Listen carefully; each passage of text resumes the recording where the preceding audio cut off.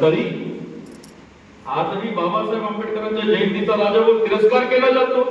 आजही महाराष्ट्रामध्ये आमच्या इंदापूरच्या बाजूला असलेलं रणगाव या ठिकाणी परमपूज्य डॉक्टर बाबासाहेब आंबेडकरांच्या रॅलीला विरोध केला जातो. ही मानसिकता बदलली पाहिजे की हो की नाही? अरे होतं बोला हो.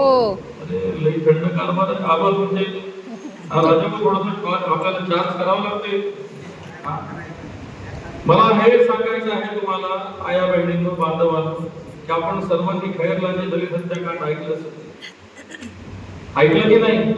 भैयालाल भोतमागीने त्याच्या परिवाराला मारून दिलं गेलं. काय झालं? आपण पोलिसात गेलो, तक्रार केली, काही झालं. त्याच्यानंतर अनेक भयानक दलित हत्याकांड मतदारांना मारून टाकण्यात गेलं. आजही दिवसाढवळ्या बाबासाहेबांचे पुतळे तोडले जातात. आपण जातो आणि पोलिसात तक्रार करतो पण पोलीस काहीच करत नाही. जयदीप गवळ तुम्हाला हे सांगायला या नगरीमध्ये आलेला आहे की आता आमच्या आया बहिणींवर अत्याचार झाला तर आता पोलिसात तक्रार करायची नाही.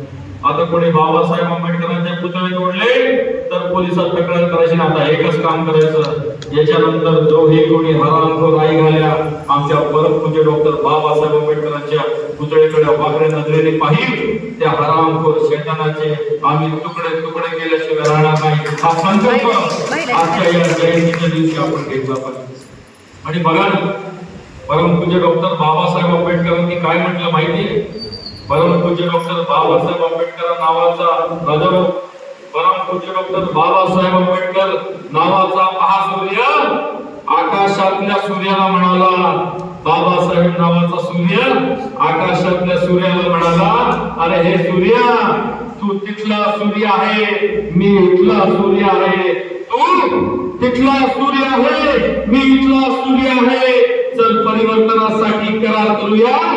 तू ताऱ्यांना प्रकाशमान कर, मी साऱ्यांना प्रकाशमान करेन. तू ताऱ्यांना प्रकाशमान कर, मी या देशातील सर्व जाती धर्माच्या पंथांच्या लोकांना, या देशातील 140 कोटी जनतेला मी प्रकाशमान करेन. हे परमपूज्य डॉक्टर बाबासाहेब आंबेडकरांचं स्वप्न साकार करण्यासाठी तुमच्या एकजुटीची ताकद, तुमच्या एकजुटीचा आशीर्वाद आमचे नेते आबाजी हिवराणे यांना द्या, आमच्या राजाभाऊंना द्या, आमच्या सर्व नेत्यांना द्या अशी विनंती करतो.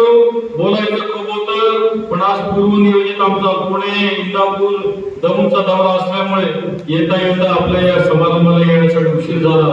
त्याबद्दल